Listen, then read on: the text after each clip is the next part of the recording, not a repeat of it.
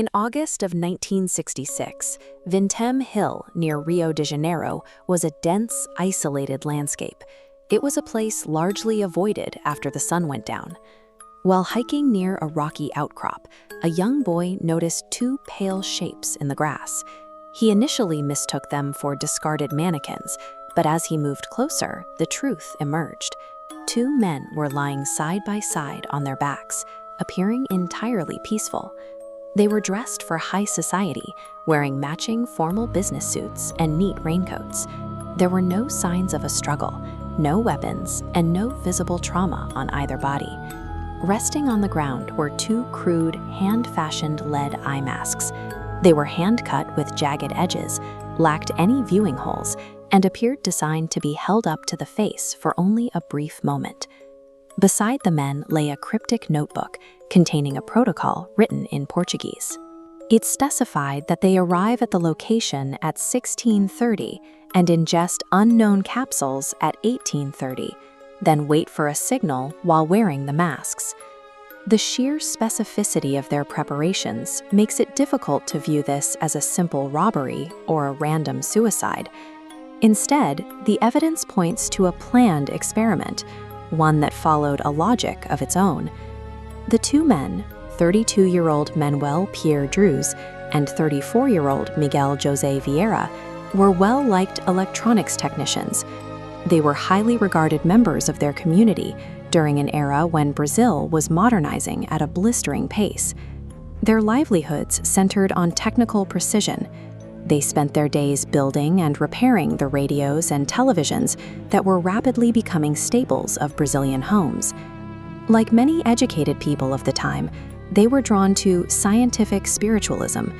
This movement merged the study of electronics and physics with the desire to communicate with beings on other planes of existence. The logic was simple.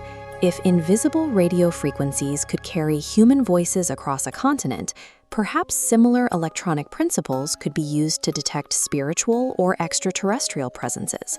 Miguel and Manuel had already begun secretive field tests. They were linked to an incident on a nearby beach where a glowing, oval-shaped object reportedly descended from the sky before exploding over the water. For these technicians, working with invisible forces was a daily reality. The jump from electrical engineering to contacting the supernatural seemed like a rational technical challenge. The lead masks found at the scene were functional equipment constructed in their home workshop. They were built using the same materials the men used to repair television sets. Their notes suggest they expected an encounter with intense luminosity or radiation.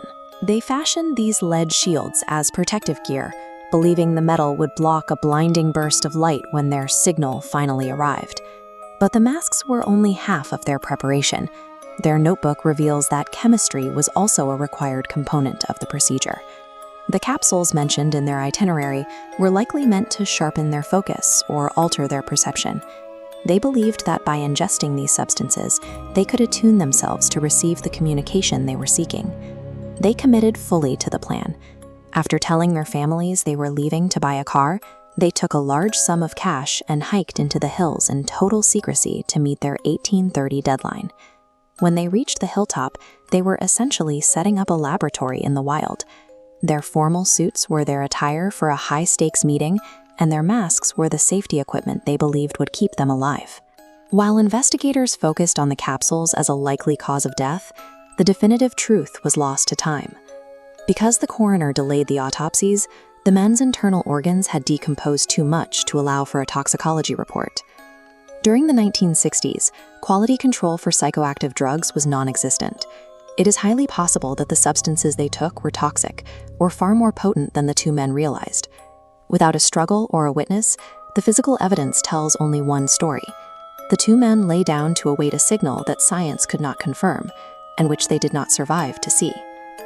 But the mystery of Manuel and Miguel has a chilling precedent. They were not the only technicians to attempt this specific hilltop protocol.